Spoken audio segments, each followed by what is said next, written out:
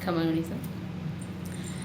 आज मैं अपने दिल की बात आप लोगों से करना चाहती हूँ कि जैसे ही कोई सक्सेस होता है, इंसान कोई सफल होता है तो उसको चारों तरफ से बधाइयाँ मिलती है, उसको बहुत अप्रिशिएट किया जाता है। पर जो असफल हुआ है उसको, उसकी स्ट्रगल को कोई नहीं दिखता। उसको चलो अप्रिशिएट तो कैसे करेंगे, पर उसका जो स्ट्रगल है उसको कोई नहीं दिखता है। लोग सिर्फ सक्सेस को देखते हैं। जो मान लो 1-2 नंबर से रहा है, वो यहाँ तक पहुँचने के लिए उसने मेहनत तो करी है, तभी यहाँ तक पहुँचा है। ऐसा नहीं कि उसने मेहनत नहीं करी है, पर उसकी संघर्ष को, उसकी मेहनत को कोई नहीं दिखता है।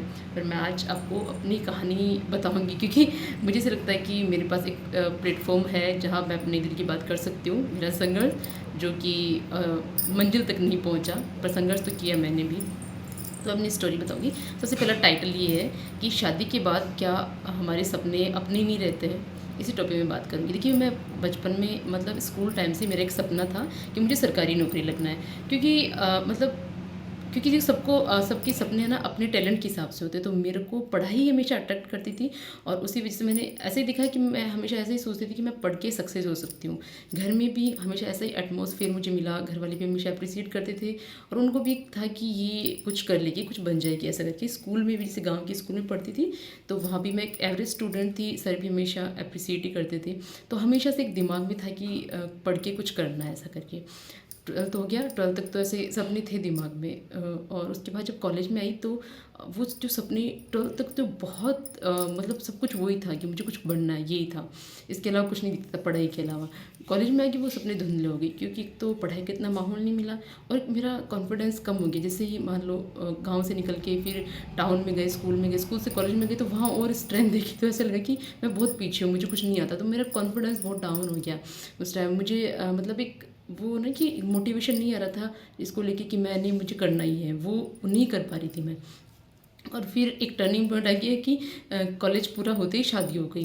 तो अब क्योंकि मैं पहले से ही ऐसे कॉन्फिडेंस बिल्कुल डाउन था, और ससुराल में मुझे ऑप्शन भी नहीं दिया गया कि आप तैयारी कर लो, आप पढ़ाई कर लो। इनडायरेक्टली मना ही किया गया मुझे पढ़ने के लिए। तो फिर मैंने अपने आप को उस तरीके से ढालने की कोशिश करी कि हाँ, मुझे ठीक है, नहीं पढ़ना है, मुझे घर के काम ही करना है। पर सच बता रही हूँ, मैं रियलिटी बताऊँ, एक वो जो होती है ना अंदर दिल में अपनी एक आड़ जो रह जाती है कि नहीं, मुझे तो कुछ बनना था ना। मैं मतलब ऐसे मैं नहीं रह सकती कि 24 आवर में घर पे ही घर का काम ही करूँ। मैं ऐसा नहीं बोल रही कि ये काम गंदा है, पर मुझे ऐसा लगता है कि मैंने पढ़ाई करी है तो मैं पढ़ाई करके कुछ कर सकती हूँ, मुझे वो करना चाहिए, पर कर नहीं पा रही थी, बस ऐसा था।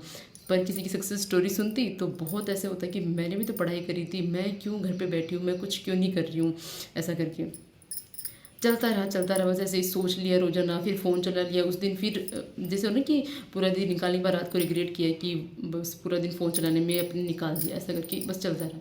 फिर शादी को 3 साल कुछ हुए, उसके बाद कुछ इंसिडेंट हुआ लाइफ में। तो उसके बाद ऐसा सोच, जैसे कि मैंने पिछले वीडियो में बताया भी था, तो उस टाइम फिर अपने आप मोटिवेशन भी आ गया, अपने आप हिम्मत भी आ गई, और ऐसा लगा कि नहीं, मैं कर लूँगी। मैंने पढ़ना शुरू कर दिया, मैंने किसी की परमिशन भी नहीं ली, और मैंने ऐसा नहीं कि कुछ अपनी जिम्मेदारियाँ छोड़ी, ऐसा कर कुछ भी नहीं। सब कुछ करते हुए मैंने पढ़ाई करना स्टार्ट किया। बहुत बहुत कठिन सिचुएशन थी। मैं जब पढ़ना मैंने स्टार्ट किया था, तो देखिए, जैसे मैंने बताया पिछले वीडियो में, मेरे हस्बैंड की तबीयत ख़राब थी, तो मैं हस्बैंड के साथ हॉस्पिटलाइज थी। मतलब हस्बैंड के बाहर हमने रूम लेके रह रहे थे हम लोग, तो डेली हमें हॉस्पिटल जाना होता था। 1-1.5 किलोमीटर दूर था हमारा जो रूम था हॉस्पिटल से। तो डेली हॉस्पिटल जाना, आधा दिन हॉस्पिटल में ख़राब हो जाता था। उसके बाद आके सब कुछ करना, फैमिली से दूर थी मैं। ऐसा नहीं कि सिर्फ पढ़ने के लिए गई थी, पढ़ने के लिए तो बिल्कुल भी नहीं गई थी, मैं किसी और रीजन की वजह से ही गई थी, मतलब हस्बैंड के साथ गई थी। तो वो सब पहली जिम्मेदारी वो थी कि उनकी केयर करना, हॉस्पिटल जाना, वो उसके बाद खाना, सब कुछ अकेले ही मैनेज करना, जो भी था काम, ठीक है। और मेरी बेटी को मैंने मम्मी के पास छोड़ा, तो मम्मी ने उसको संभाला। मुझे ऐसा लगा कि मैं कर लूँगी, बहुत कॉन्फिडेंस था। फर्स्ट दिन से मुझे ऐसा लगा कि मैं इसी के लिए बनी हूँ, मैं कर लूँगी। पर नहीं हो पाया, फाइनल नहीं हुआ। बहुत पढ़ाई भी करी, दिन रात करके, जितना टाइम मिलता था उसको यूटिलाइज़ करके बहुत पढ़ाई करी मैंने। मतलब नहाते टाइम वो खाने, किचन में खाना बना रही हूँ, खाना खा रही हूँ, हर टाइम क्लास देख रही हूँ, घूमने जा रहे हैं शाम को, तब भी कुछ ना कुछ पढ़ ही रही हूँ, ऐसा करके। और पेपर भी अच्छा गया, जो प्री डी बी रिज़ल्ट आता है उसमें मेरा हो गया, तो बहुत खुश हुई उस दिन। पर डाउट था कि फ़ाइनल होगा नहीं, क्योंकि नंबर अपने को पहले पता चल जाता है, और जो डाउट था वही हुआ कि फ़ाइनल नहीं हुआ, ठीक है। कुछ 2 या 3 नंबर से मेरा फाइनल सिलेक्शन नहीं हो पाया, पर मैंने मेहनत करी यहाँ तक पहुँचने के लिए।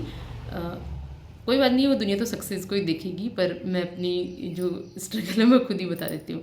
तो दुःख देखो इस बात का नहीं है कि मेरा सिलेक्शन नहीं हो पाया, इस बात का ज़्यादा है कि अब मुझे दोबारा मौका नहीं दिया जा रहा है, या मुझे सोचना पड़ रहा है कि मैं दोबारा तैयारी करूँ या नहीं करूँ। मुझे बहुत सारी ज़िम्मेदारियाँ दी गई है कि आपको घर सँभालना है, ये करना है। तो देखिए अगर कोई लड़की पढ़ रही है, अगर सिर्फ यही काम है, मतलब ये नहीं है कि सभी को जॉब करनी, जिसकी जो पढ़ना चाहती है, जो करना चाहती है, उसको करने दिया जाना चाहिए। मैं ये कहती हूँ कि शादी के बाद हमारे सपने अपने नहीं रहते। जो सपने हमने शादी से पहले देखे तो उनको बस शादी से पहले पूरा कर लो, नहीं तो उनको बस भूल जाओ। ऐसा तो नहीं होना चाहिए ना, क्योंकि अगर मान लो ऐसा ही है तो जो लड़कियां कलेक्टर बन रही है, डॉक्टर बन रही है, इंजीनियर बन रही है, एसडीएम बन रही है, तो उनकी शादी नहीं होती, उनकी फैमिली नहीं होती। अगर ऐसा ही ये जो काम ही सबसे ज़्यादा इम्पोर्टेंट होता तो आज कोई लड़की बाहर नहीं निकलती, बस चार दीवारी के भीतर ही रहती, बस उसको सिर्फ घर का ही काम करना। अगर आपके अंदर टैलेंट है, आप पढ़ना चाहते हो, तो मुझे लगता है उसको बिल्कुल नहीं रोकना चाहिए, उसको पढ़ने दिया जाना चाहिए। और देखिए जो लड़की मेंटली स्ट्रांग होती है ना, वही लड़की पढ़ सकती है, और जो मेंटली स्ट्रांग है वो घर का काम आराम से कर लेगी। अगर फैमिली कोऑपरेट करे, उसको थोड़ा सपोर्ट करे, तो पढ़ाई और जॉब दोनों हो जाएगी। और ऐसा नहीं है बिल्कुल भी कि जो लड़कियां घर पे रह रही है फुल टाइम वो सास ससुर की बहुत ज़्यादा सेवा कर रही है, ये सब कुछ अच्छे से संभाल रही है। और इवन ऐसी है लड़कियां जो जॉब करके भी घर बच्चे सब कुछ संभाल रही है। भाई उसको भी तो पता होगा ना कि उसको घर संभालना है, उसको बच्चे संभालना है। आप उसको मौका तो दीजिए पढ़ने का, उसके सपनों को तो मत मारिए, उसके पास उसके ऊपर छोड़ दीजिए ना कि आपको क्या करना है, पढ़ना है, क्या करना है। आप उसको ऐसे रोंदिए मत। और देखिए आप ऐसा सोचते हो कि नहीं घर ही संभालना है, तो फिर हमें अपनी बेटियों को भी नहीं पढ़ाना चाहिए, क्योंकि घर तो उनको भी संभालना है, शादी तो उनकी भी होगी।